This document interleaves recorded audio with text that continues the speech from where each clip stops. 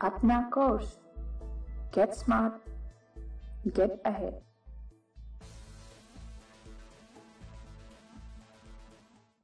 The next topic is loan portfolio and expected loss.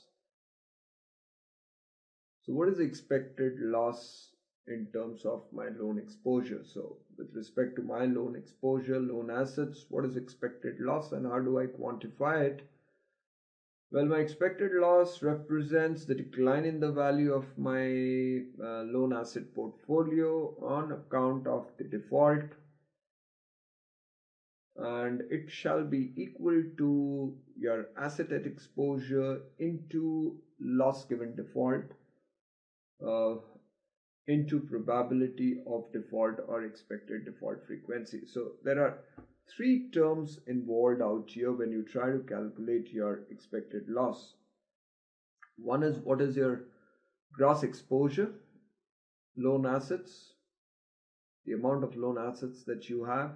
The second term is the loss given default. We popularly term it as LGD. Now I shall henceforth start using the term LGD.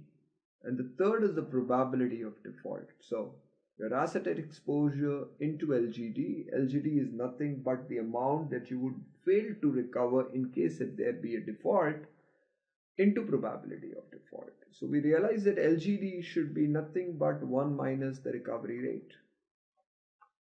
And probability of default, also known as the expected default frequency. So what are the chances of the loan getting defaulted? Commitments, outstandings and covenants. We need to look at how to quantify our asset at exposure. Now your total exposure or your total commitment would be equal to your outstanding plus the unused part of the commitment. So you might have lent a certain amount of money, that is outstandings. You might extend a credit line to a client, part of it is being already utilized and hence part of the outstanding, part of it is unused. So that is still an exposure that needs to be taken into account while calculating expected loss. Because the client, if he is in need of money, if he is at stress, he would tend to utilize the unused part of the commitment as well. And hence your exposure goes up, especially under adverse circumstances.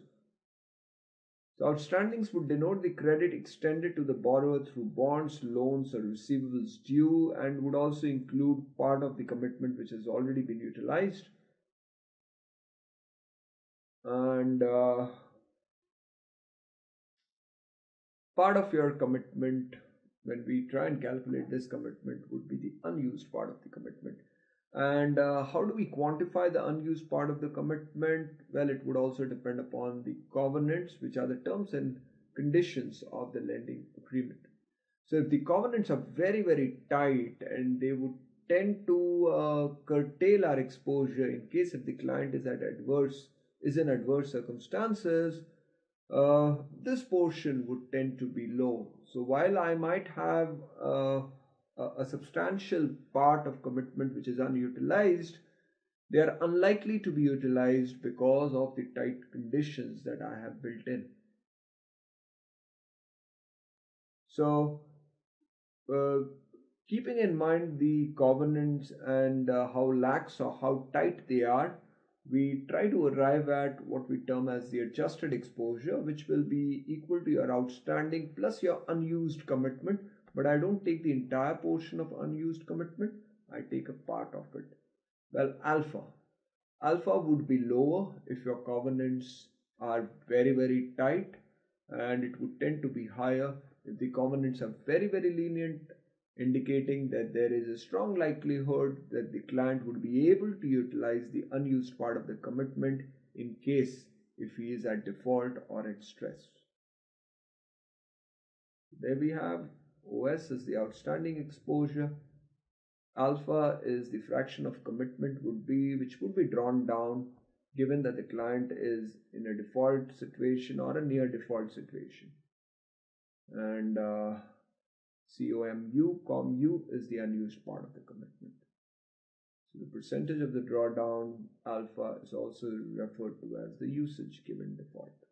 So this would tend to be very high in the case of very lax covenants. So your expected loss, we once capture it again, is asset at exposure into LGD into probability of default, expected default frequency. Let's take a numerical example. XYZ Bank has a loan book with a total commitment of, I believe, $3 million, of which 1.2 million, or is it 30 million? Yeah, $30 million. Let me get the numbers right. Okay, $3 million, of which $1.2 million is currently outstanding. The bank has assessed an internal credit rating equivalent to 1% default probability over the next year. Drawdown upon default is assumed to be 75%. The bank has estimated 40% loss given default. So let's try and recall what was, how did we calculate the asset at exposure? We said it's the total commitment. It's going to be the commitment which has already been utilized. In other words, the outstandings. So 1.2 is the outstanding, and 1.8 is the unused commitment, and there's a likelihood that 75% of this would be used in case if the firm is in default. So 1.2 plus 1.8 into 75% becomes my asset at exposure. And once I factor in 40%, which is the LGD, and 1%, which is the probability of default, onto this asset at exposure, we would be able to arrive at our expected loss. So let's see, look at the formal solution. There we have, so 1.2 plus 1.8 into 0.75 gives me 2.55 as my exposure, and that when multiplied with your default probability and your loss given default gives you the expected loss, which is $10,200. I hope this is clear to all of you. Now we look at the next part, which is unexpected loss. So with respect to my loan exposure, my loan asset exposure, there is a certain portion of it which is expected loss likely to happen, and there is a remote possibility of having a bigger loss, and we term it as the unexpected loss. So I think in this context we need to remember how to calculate the unexpected loss.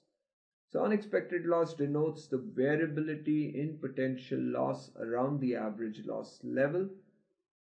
Unexpected loss is the standard deviation of the expected loss, and the way we calculate it is indicated by this expression. So we look at what is our asset at exposure, and we multiply it with the square root of this particular expression, which uses EDF, which is our expected default frequency, into variance of loss given default, because LGD and EDF by themselves will have their own distribution, and hence will have their own variances. So we shall utilize them in this expression. So EDF into variance of LGD plus LGD square into variance of EDF. So fairly easy for us to remember this expression. So greater the variance of LGD and EDF, greater shall be your unexpected loss. Let's take an example. It's almost a repeat of the earlier situation. Here we have a total commitment of 3 million, 1.2 is outstanding, 1% is the probability of default. Usage given default is 75%, and the bank estimates 40% loss given default.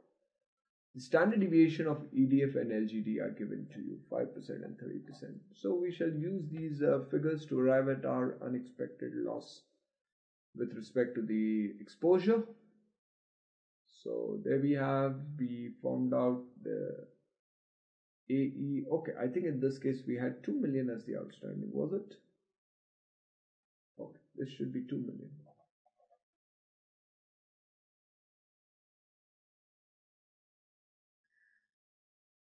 So 1.2 plus 80,000 are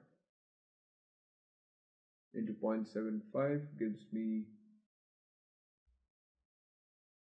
1.8. This is my calculation of asset at exposure, and my expected loss would be 1.8 million into probability of default and LGD, which gives me 7,200.